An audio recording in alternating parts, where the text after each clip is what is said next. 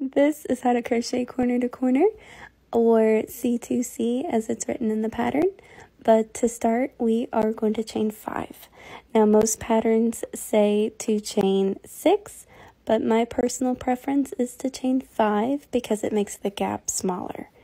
Now I'm going to add my first double crochet into the third chain from the hook, and then I'll add my second double crochet into the next chain, and then my last double crochet into the last chain.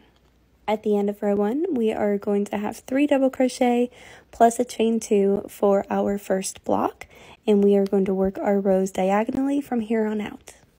So for row 2, we're going to chain 5.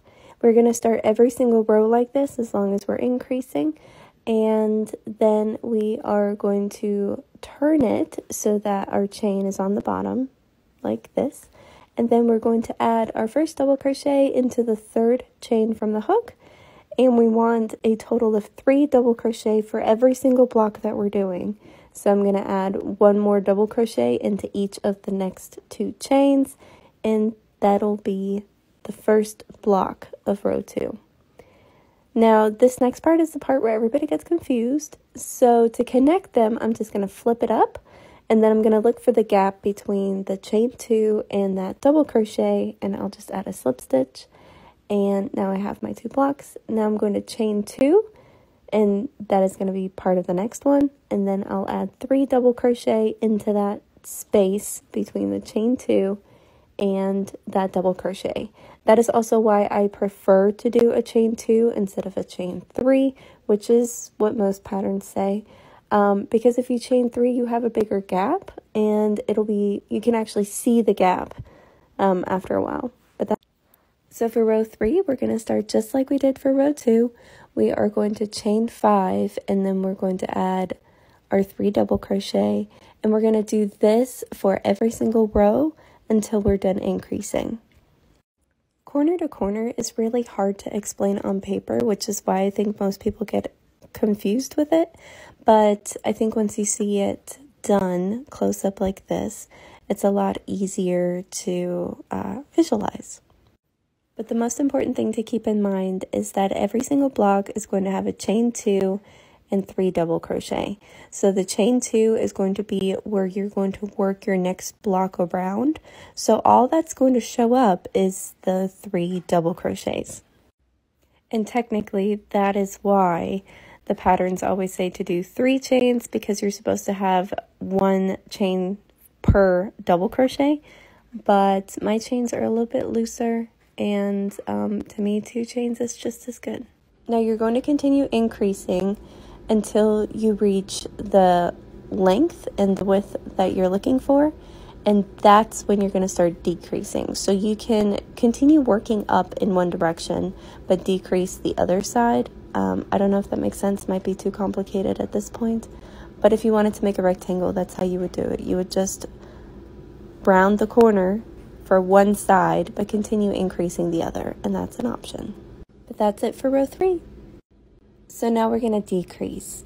I'm going to turn my work, and then I'm going to add a slip stitch into the second stitch, and then I'm going to add my next slip stitch into the next stitch, and then I'll add my third slip stitch into the space between the chain 2 and the double crochet.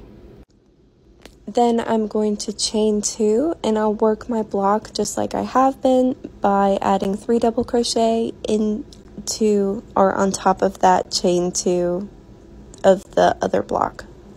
It's hard to explain in words, but from there I'm just going to work my way across just like I have been. Nothing else has changed.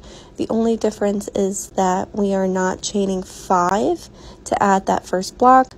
We're just going to slip stitch our way to the along the side. Now to keep it simple, I'm not doing a rectangle here.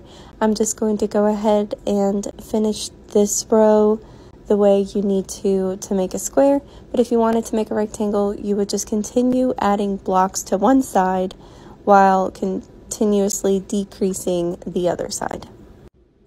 Now here, I'm not going to add a slip stitch into the chain 2. I'm just going to add it on top of that last double crochet, and that's going to help even it out. For my last block, I'm going to continue decreasing. I'm just going to turn and then add a slip stitch into the second stitch and add a slip stitch into the next stitch, if I can get it through. There we go. And then add a slip stitch into the space between the chain 2 and the double crochet right here. And then I'm going to turn it and add my 2 double crochet and then my 3 double crochet on top of the chain 2. I know this is a really small swatch, but I wanted to keep it as short as I could. If you want to continue increasing, just keep watching row 3 and do that for every single row you want to increase, and then do row 4 for every row you want to decrease, and then this row 5 is going to be for the very last block. It has worked the same way as the last block in row 4, so we're just gonna add that here. But to finish it off, I am gonna slip stitch my way across, and that's going to give me a sharper corner and not have that awkward tail in the middle of my project. Instead, it'll be in the corner opposite the slip stitch, and we'll have worked our way across. I'm adding my last slip stitch still in between the chain 2 and the double crochet, and then just 1 chain for safekeeping, cut it, and that's it. I hope you enjoyed this video. If you like these kind of close-up stitch tutorials, be sure to like and follow. I want to start posting again every day, but I do have kids, and family first.